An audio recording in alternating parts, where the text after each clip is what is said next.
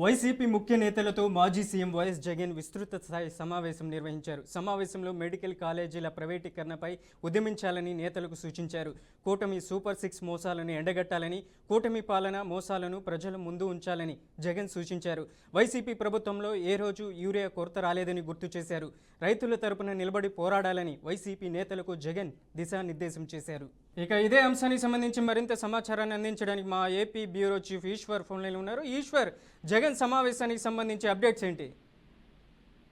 జగన్మోహన్ రెడ్డి విస్తృత స్థాయి సమావేశం కూడా ఏర్పాటు చేయడం జరిగింది తాడేపల్లిలో. ప్రధానంగా రాష్ట్ర వ్యాప్తంగా ఉన్నటువంటి వైసీపీ కేడర్ తో పాటు కీలకమైన నాయకులు, కీలకమైన సోషల్ మీడియాకి సంబంధించినటువంటి ఎవరైతే ఇన్ఛార్జీలు ఉన్నారో వాళ్ళకి సంబంధించి అందరితో కూడా ఈ రోజు సుదీర్ఘంగా మాట్లాడటం జరిగింది. కూటమి ప్రభుత్వ వైఫల్యాలను ప్రజల్లోకి వెళ్ళాలి, ఆ వైఫల్యాలకు సంబంధించి గట్టిగా ఎదుర్కొనాలి, దానికి సంబంధించి దీటైన సమాధానాలు కూడా మీరు ఇవ్వాలి కూటమి ప్రభుత్వానికి అంటూ కూడా ఆయన ఆదేశాలు జారీ చేయడం జరిగింది. దాంతో పాటుగా రాష్ట్ర వ్యాప్తంగా అధికార పార్టీకి సంబంధించినటువంటి ఎమ్మెల్యేలు చేస్తున్నటువంటి అరాచకాలు కావచ్చు, వాళ్ళు చేస్తున్నటువంటి ఇబ్బందులు కావచ్చు, తమ పార్టీ నేతల్ని ఇబ్బందులు పెడుతున్నారు కాబట్టి వాటన్నిటికి సంబంధించి కూడా ప్రజలు నిశ్చితంగా గమనిస్తూ ఉన్నారు. ప్రజలందరూ కూడా వైఎస్ఆర్ కాంగ్రెస్ పార్టీకి అండగా ఉన్న నేపథ్యంలో అవసరమైతే మన దగ్గర ఉన్నటువంటి ఎమ్మెల్యేలందరూ కూడా రాజీనామా చేసి ప్రజల్లోకి వెళ్లి మళ్ళీ గెలుపొంది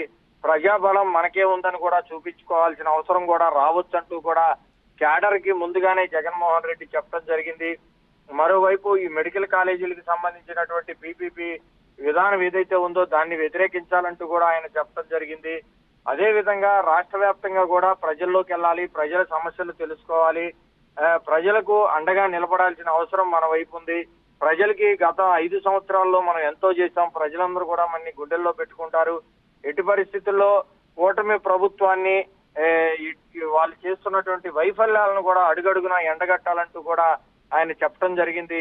మరోవైపు అసెంబ్లీ సమావేశాలకు సంబంధించి కూడా ఎమ్మెల్యేలు రావాలి, జగన్మోహన్ రెడ్డి రావాలి అంటూ, అవసరమైతే రాకపోతే మీ పదవులు రద్దు చేస్తామంటూ కూడా బెదిరింపులు జరుగుతున్న నేపథ్యంలో వాటిని ఎవరో కూడా మీరు లెక్క చేయాల్సిన అవసరం లేదు, మనకు పదవులు ముఖ్యం కాదు, ప్రజా సమస్యలు ప్రజల్లోకి వెళ్దాం, అవసరమైతే రాజీనామాలు కూడా చేస్తామంటూ కూడా దశ నిర్దేశించిన పరిస్థితి కనిపిస్తుంది. రాబోయే రోజుల్లో ఖచ్చితంగా ప్రజా బలం, ప్రజలకు సంబంధించినటువంటి ఎవరైతే వాళ్ళు ప్రజలు కూడా మన పక్షానే ఉన్నారనేది అందరికీ తెలిసొచ్చే విధంగా మన కార్యాచరణ ఉండాలి. ప్రజల కోసం మీరు రోడ్డెక్కి పోరాటాలు చేయాలంటూ కూడా ఆయన పిలుపునిచ్చారు. అవసరమైతే రాజీనామాలు చేయడానికి కూడా మనం వెనకాడే ప్రసక్తి లేదు. ఎట్టి పరిస్థితుల్లో కూడా కూటమి ప్రభుత్వం సంబంధించినటువంటి నేతలు అవినీతి అక్రమాలను కూడా బహిర్గతం చేయాల్సిన బాధ్యత మనపై ఉంటుంది. ఎందుకంటే వాళ్ళు ప్రతిపక్ష హోదా మనకి ఇవ్వకపోయినా పర్లేదు, ప్రజలు మాత్రం మనకి ప్రతిపక్ష హోదా ఇచ్చారు కాబట్టి ఖచ్చితంగా ప్రజల కోసం మనం పనిచేయాలంటూ కూడా దశ నిర్దేశం ఇవ్వటం, అలాగే రాష్ట్ర వ్యాప్తంగా ఉన్నటువంటి కొన్ని నియోజకవర్గాలు కావచ్చు, ఇన్ఛార్జీల పోస్టులు కావచ్చు, వాటికి సంబంధించినటువంటి భర్తీ చేయడం ఎలా చేయాలి ఏంటనే దాని మీద కూడా ఒక నిర్ణయం తీసుకున్నట్టు తెలుస్తుంది. ముఖ్యంగా సోషల్ మీడియాకు సంబంధించి కన్వీనర్ల పోస్టులు కూడా భర్తీ చేయాలంటూ కూడా ఆదేశాలు జారీ చేయడం జరిగింది. ఎక్కడా కూడా సోషల్ మీడియాకు సంబంధించినటువంటి కన్వీనర్లు నియమించి బలంగా ప్రజల్లోకి వెళ్ళాలి, సోషల్ మీడియా ఒక ఆయుధంగా మనం ఉపయోగించుకోవాలంటూ కూడా జగన్మోహన్ రెడ్డి చెప్పినట్టు తెలుస్తుంది. మొత్తం మీద ఖచ్చితంగా కూటమి ప్రభుత్వానికి సంబంధించి ప్రజల్లో చెడ్డ పేరు వచ్చేసింది. ప్రజలందరూ కూడా మన వైపే ఉన్నారు. రాబోయే ఎన్నికల్లో ఒకవేళ ఉప ఎన్నికలు జరిగినా, మళ్ళీ సార్వత్రిక ఎన్నికలు జరిగినా ఖచ్చితంగా మనమే అధికారంలోకి వస్తాం.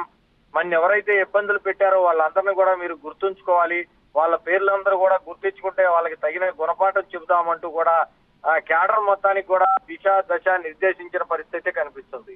Right Eshwar, thank you for the update.